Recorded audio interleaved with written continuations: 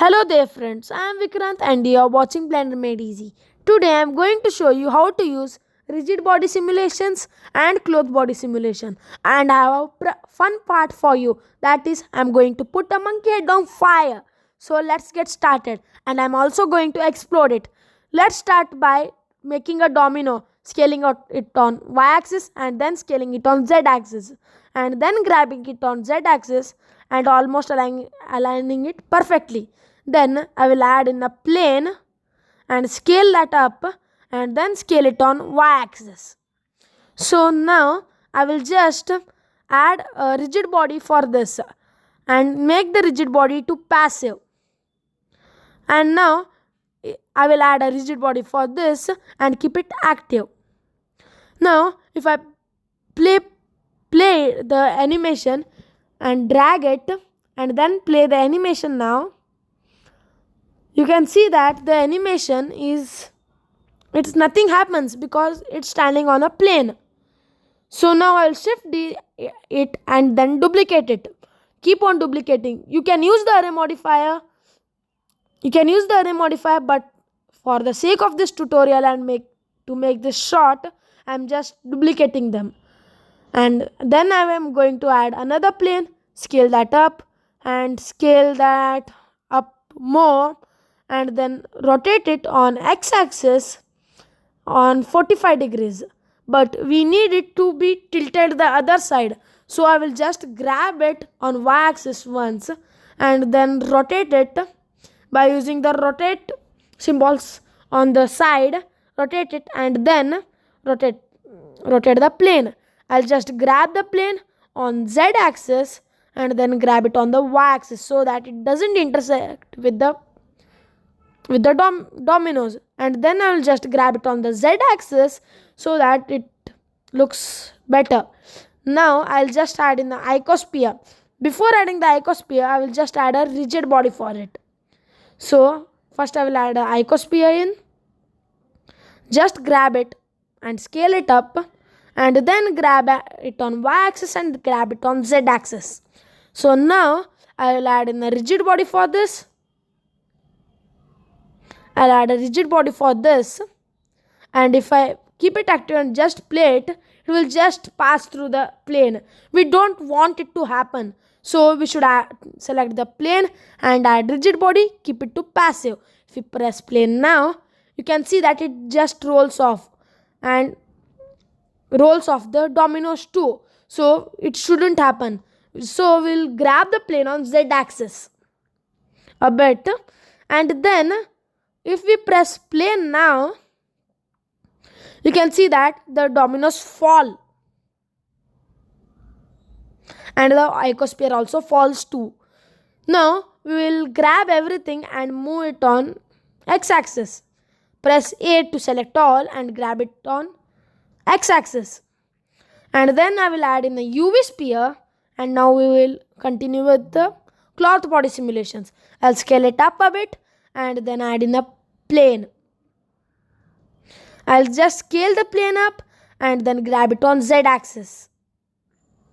So now I'll go to the edit mode. I'll first add the cloth simulation and go to the edit mode and subdivide it maybe like 100 times, but don't make them less, more than 100 or 100.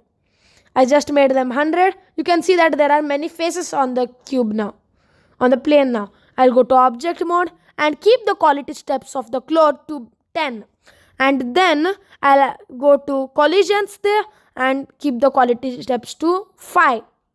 Now if you play it, you can see that it intersects with the UV sphere. As you can see now, the Blender is just calculating the simulation, and now you can see that it's just intersecting. I'll press play and move back to the first frame, and then select the UV sphere and add a collision to it. Now if we just play it at nearly the frame 20, you can see that it will intersect to it, and it's forming a cloth like structure now. You can see that it's forming a cloth like structure. I'll meet you after the simulation is done calculating. So So the simulation is done calculating. If I just press play, you can see that the cloth simulation is looking cool, and then the dominoes are also looking cool. Now comes the fun part here. Before doing the fun part, I'll just change it from 250 frames to 120 frames. And you can see that we can also do it by going to cache and doing this. Just for the sake of this tutorial and not making this too long, I will just change the end frames, and I will add in a monkey and grab it on y-axis. Y-axis the other way, and then I will just press add a object and go to quick effects. You can also do it by pressing F3 on the keyboard, and then I'll just select the smoke domain and then scale it up on Z axis a bit and on X axis and also on the Y axis, so that it looks better and the smoke spreads everywhere. Now I will the smoke can cross no more space than the cube. Should just scale the cube up and then select the Suzanne monkey and change it from smoke to fire plus smoke. If you go to the first frame now, you can see that there's fire and smoke on the monkey. And then I'll press play. You can see that it's looking somewhat like an explosion. As soon as it reaches frame 50 now, we'll just make it explode. It's just on fire now. We'll just make it explode. You can see that it's on a wireframe mode. When we render it, it will come back to normal. And then as soon as it comes to frame 50, increase the fuel and also increase the surface emission of it. And then keep the volume emission 0. And then if you press now, you can see that nothing happens to the monkey. That's because the cache of the monkey is just 50 frames.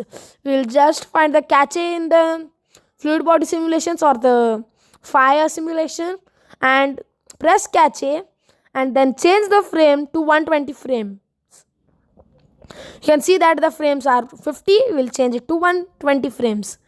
And now if you press play, you can see that the smoke is coming out of it and it's on fire now. It reached frame 50 and now it started exploding. You can see that it's pretty cool and you can use it to make short films and to add explosions and all. You can take any shape instead of a monkey. So you can see that it is almost rendered and the Blender is calculating it. It depends on your CPU how fast it calculates. So now soon as it comes to 120th frame, I'll press back and press play. You can see that the simulations look cool and now see that it explodes. If we render it, you can see a monkey inside it, but not clearly because there's fire around. Subscribe, like and comment, and don't forget to watch my other videos. Press the bell icon so that you never miss my videos.